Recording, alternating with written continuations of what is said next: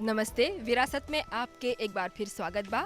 Mauritius broadcasting corporation और अप्रवासी घाट ट्रस्ट फंड के मिला जुला सहयोग से आयोजित ई कार्यक्रम में आज देखब जा लोक कथा कैसे एगो जनजाति एगो जन समुदाय के ओकर परिचय देवेला, एगो सभ्यता के सकबा पता लगावे ओकर लोक कथा, ओकर खिस्सा कहानी या फोल्क टेल्स के जरिए।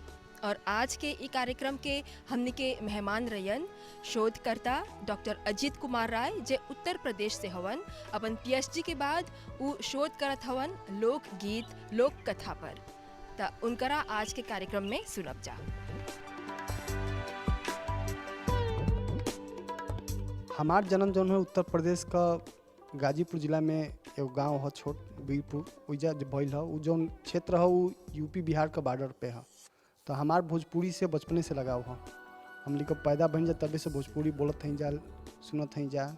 हम लोग यहाँ लोक संस्कृति हमके गीत शादी ब्याह जौन जन्म उत्सव होला, जैसे लड़का होला पर सोहर, शादी होला पर विवाह गीत, बहुत सारा प्रोग्राम में हम लोग जुड़ल बानी जा। तो हम लोग यहाँ से भोजपुरी लोक संस्कृति अभी तक चलत है।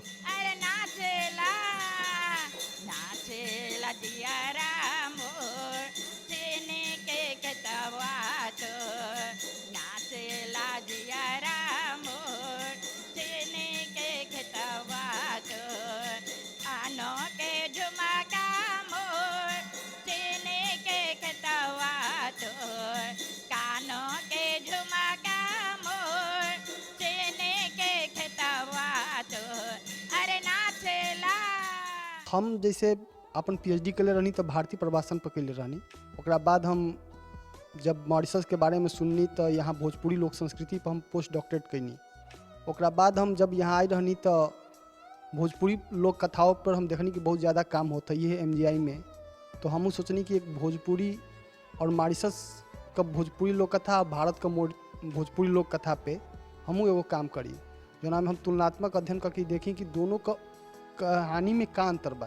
जो किस्सा कहानी कहल जाता है वो में का अंतर बाटे और ओकर कहाँ से जुड़ाव बाटे, भारत से चाहे मॉरिशस से।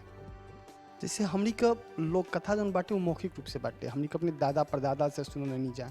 लेकिन उ जौन हमनी का देखत नहीं जा में जैसे हर लोक कथा का का होला कि अंत में एगो विजय होला, चाहे सत्य पर विजय भइल, चाहे झूठ नहीं बोले के चाहिए, चाहे अपराधी के दंड मिलेला अंत में। तो वैसे किस्सा कहानी कहल जाए तो वहाँ विरासत हमनी के ई लौकेला कि हमनी के देखनी जा कि कैसे हमनी का समाज आगे बढ़ता, हमनी का संस्कृति में कैसे नैतिक चीज़ के ध्यान में रखल जाता। हमनी का संस्कृति में ना सिखावल जाला कि केहू के दुख दो, हमनी के संस्कृति में सिखावल जाला कि ऐसा काम करो कि जना से समाज के लाभ होके। तो बड़ बुजुर्ग का आदर कर, तू प्रेम से रह। तो ये सब चीज़ हमनी का लोक कथा किस्सा कहानी में देखे के मिलेला। जैसे पंचतंत्र का जौन कहानी रहे तो राजा के राजकुमारन के सुनावल गई, ओहू में सत्य का विजय रहे। लेकिन जब हमनी को भोजपुरी लोक कथा में लोक किस्सा का कहानी बाटे ओकरा में हमनी का एकदम जमीनी स्तर से जुड़ल बनी जाए। जैसे हमनी का गांव का रघुआ का कहानी हो गई, गांव का कोनो किसान का कहानी हो गई, गांव में बाढ़ आई ओकर कहानी हो गई, मतलब कि गांव से जुड़ल बाटे। ओकरा में हमनी के लौकता कि संस्कृति हमार दुख दर्द ये सब बयां होता। पंचतंत्र में का बा कि पंचतंत्र में सिर्फ नैतिक विजय का बात होता, लेकिन हमारे यहाँ दुख दर्द के बयां होता। जैसे प्रवासी भारतीय जो अलन तो अपन जौन किस्सा कहानी बैठका में कहत रहलन वो अपन दुख दर्द के बयां करत रहलन। तो उ हमरी का अपन भोजपुरी लोक कथा में देखनी है।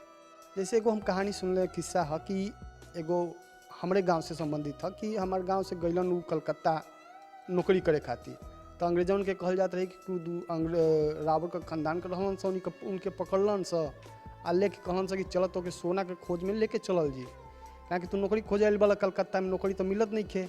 तू चल का कहतनी एगो देश बाटे जहाँ मट्टी खोदबा तो जो सोना मिली। उ चल अलन, उनके बोल गए कि गंगा जी का पार चले के बाद 3 दिन के अंदर। लेकिन जब वो जहाज़ पर बैठलन तो 3 महीना बीत गई। जब यहाँ अलन तब पता चलल कि क्या कहते हैं ये तो बहुत दूर देश में आ गईलन। तो अब उसके बाद उस अपन घर माई बाबू के याद करते रहन, माई बाबू का अकेला रहलन। तब उस सोचत एक दिन हिंद महासागर के किनारे गईलन। तो हिंद महासागर में जाके वो क्या कहते हैं चिट्ठी लिख के डालस कि माई के पास हमारा चिट्ठी पहुंच जाए, चाहे कुछ पहुंच जाए तो ना मिल पाए चिट्ठी, बह जाए गल जाए। तब वो सोचस कि कुछ एगो पेड़ लगाई, जौना से कोई पेड़ बढ़ी तो हो सके तो हमारी याद में क्यों खोजत आई तो हमके मिली। तो पेड़ पे एगो नाव लिखलन, तो उ यादगार उनका बनल। तो ऐसा किस्सा कहानी मशहूर बाटे कि जैसे उ लोग गइलन जा तो कुछ अपन चिन्ह छोड़ गइलन जा।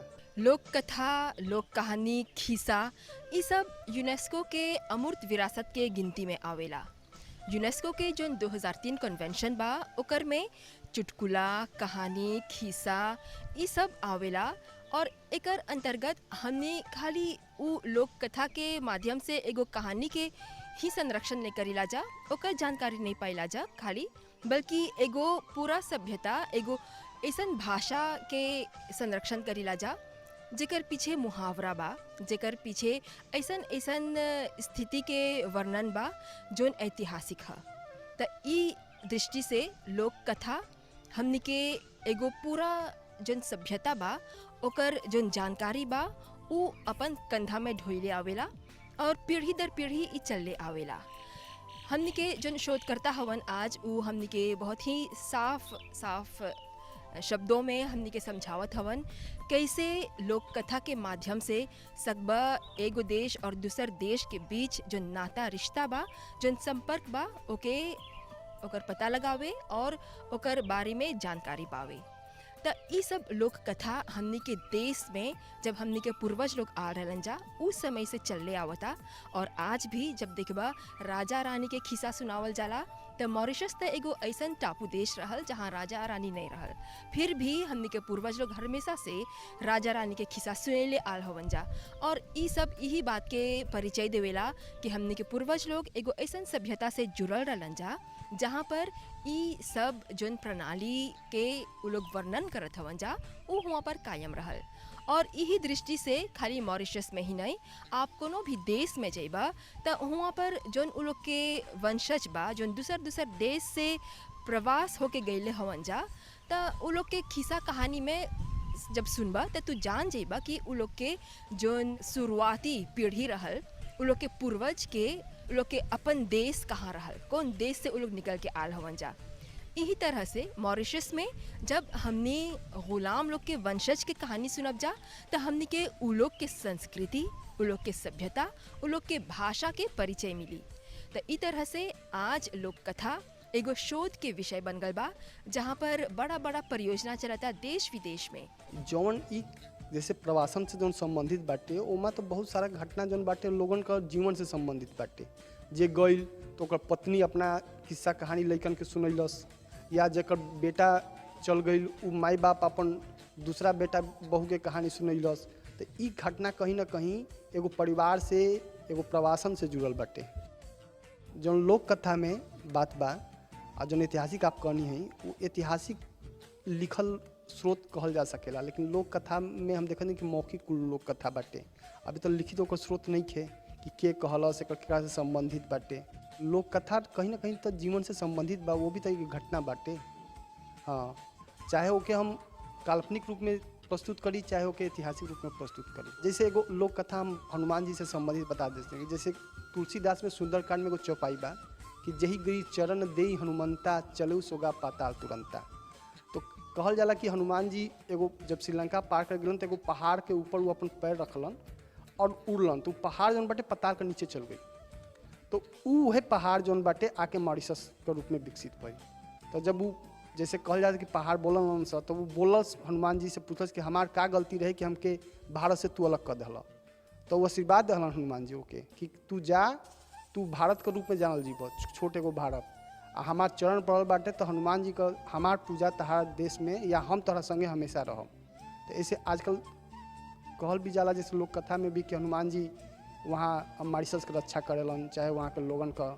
जैसे भारत का जो लोक कथा बाटे ओमा ई देखल जाता कि कैसे लोग गांव से शहर में जातलन, बिछड़न देखावत था, ठीक है। लेकिन ए जहाँ जो लोक कथा बाटे ए जहाँ या तो इस समाज में ढले लायक देखावत था कि समाज में कैसे ढले खातिर का करे के पड़ी, या तो अपन भारत से बिछड़े का जो गम बाटे ओकरा से कैसे मिलन होई, मिलन के बारे में सोचे का एमा ज़्यादा देखावत था। जैसे हम तो कहब कि जैसे बहुत सारा ग्रंथ बाटे भारत में, डॉक्टर कृष्णदेव उपाध्याय का, चाहे हरेराम द्विवेदी, बहुत सारा लोग जैसे हम ही भोजपुरी लोक संस्कृति पे काम कैले बने ओके ICHR द्वारा अभी पब्लिश कल जाता था।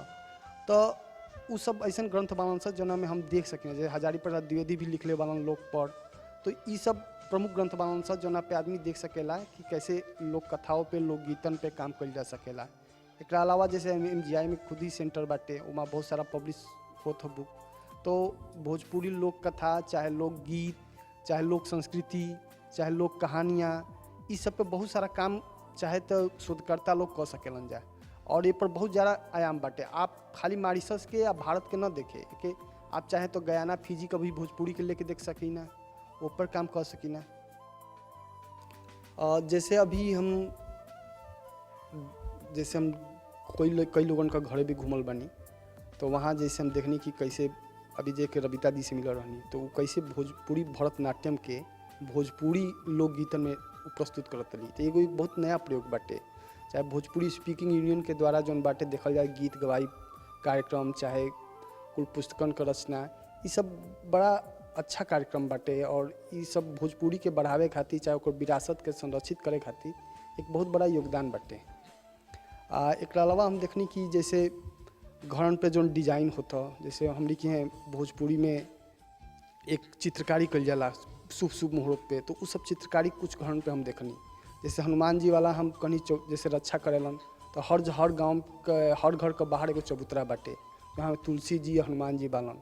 तो ये सब भोजपुरी लोक संस्कृति का विरासत था जौन आजकल मॉरिशस में देखे के मिलत था। अब तो भारत में उतना गांव के छोड़ दिया जाए तो शहर में तो वैसे इतना ज़मीनों नहीं रहत कि लोग अपना खातिर एगो चबूतरा भगवान का बना सकस।